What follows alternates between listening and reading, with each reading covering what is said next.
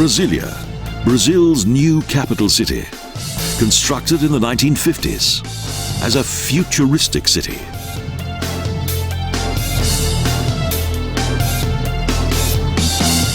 It took just 4 years for this city that represents both efficiency and modernity to be stamped into what had been an untouched wilderness. A veritable playground for both planners and architects, but also a considerable challenge for both builders and civil engineers. At that time, newly elected President Juscelino Kubitschek proclaimed that the construction of Brasilia, 1,000 kilometers north of Rio de Janeiro, was to symbolize his term of office. Lucio Costa was given the task of planning the city, whose buildings, designed by architect Oscar Niemeyer, would fit perfectly into place. On the 21st of April 1960, Brasilia was to be unveiled, and Bruno Giorgi's works symbolized the city's futuristic design.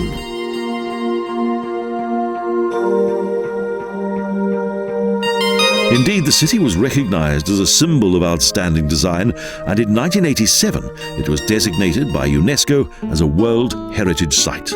A metropolis that represented the pinnacle of futuristic design had been realized. A modern, progressive, functional and integrated city that also contained the National Museum.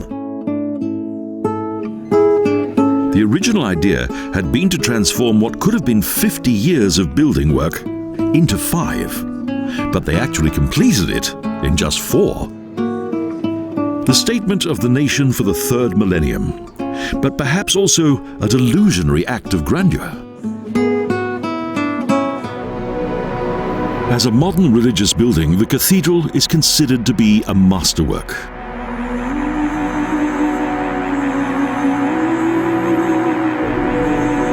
Architect Oscar Niemeyer, a renowned atheist and committed communist, also designed churches according to the designs of his mentor, Le Corbusier. Figures of the apostles occupy the pathway that leads to the underground entrance, to what appears to be an inordinately large circular tent, fashioned as a crown of thorns. Within this great internal space, a delicately crafted cross adorns the main altar, and several aluminium angels hang down as if hovering from the ceiling.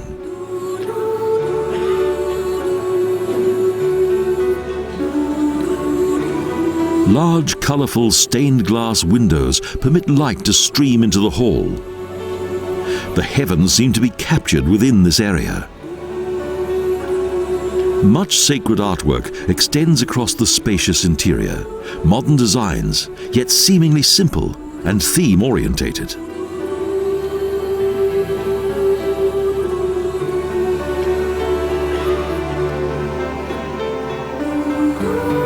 The diameter of the circular structure measures around 71 meters, and as with most of the city's main buildings, is surrounded with pools of water.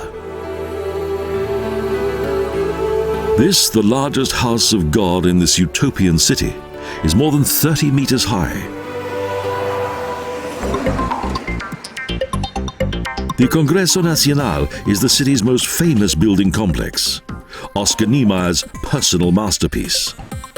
A dome and bowl linked by 2 towers. Corridors with photo galleries and countless government offices, a mighty center of administrative power.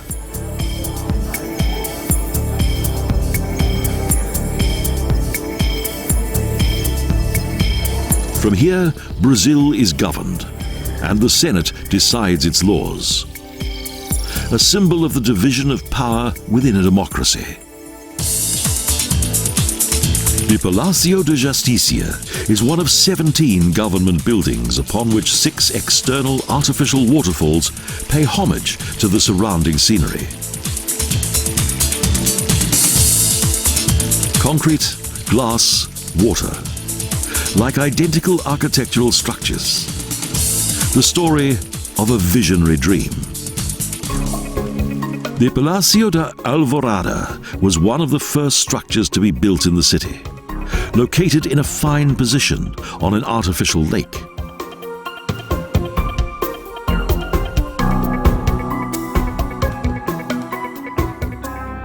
The president's 110-meter-long private residence can only be viewed from the outside, under the watchful eye of the military.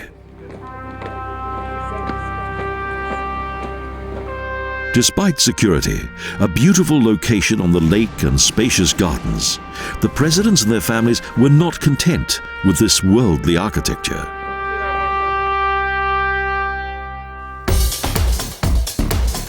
The Palacio Da Alvorada is home to the Foreign Ministry. Oscar Niemeyer's most beautiful work appears to hover above the water.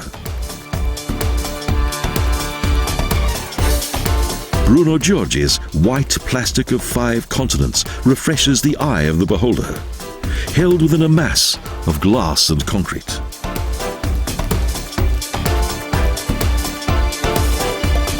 However, the constructions lead towards an orderly and purposeful conclusion.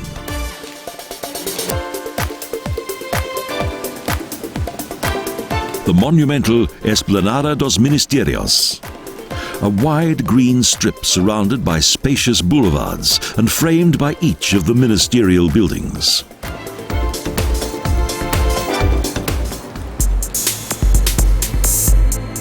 At the furthest end of Eiche Monumental is the Praça dos Três Poderes. A rich forest of political symbols adorn the square, to whose name the fundamental principles of the Brazilian Constitution are firmly planted. The heart of the city, the center of Plano Piloto. The stark facades of the Obersten Gerichtshof flank the Justicia. And the pedestrianised monument Panteao de Patria Tancredo Neves is adorned by a fine white dove, a memorial to democracy, in esoterically inspired Bauhaus architecture.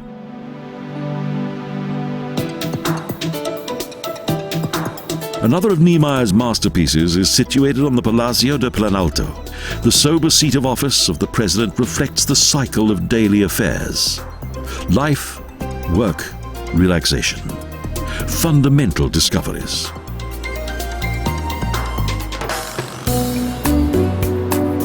President Kubitschek finally implemented a plan which had been part of each plan that had been written into the Constitution since 1891 for a new capital city.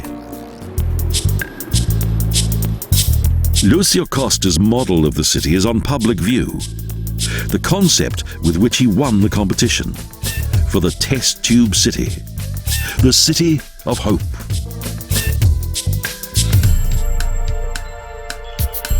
Along these lines and in empathy, the National Theatre is a pyramid of steel that has stamped its own visual character onto the city. And from the point where a great bridge spans across the Lago do Parano, everything was to be a new discovery. Nothing existed here before any of this. Not even a transit route to what was to be the greatest building site in Brazil. Those many skilled artists who had been invited to work on the highly innovative and adventurous city of Brasilia were allowed much freedom of expression. A monument to a foregone future.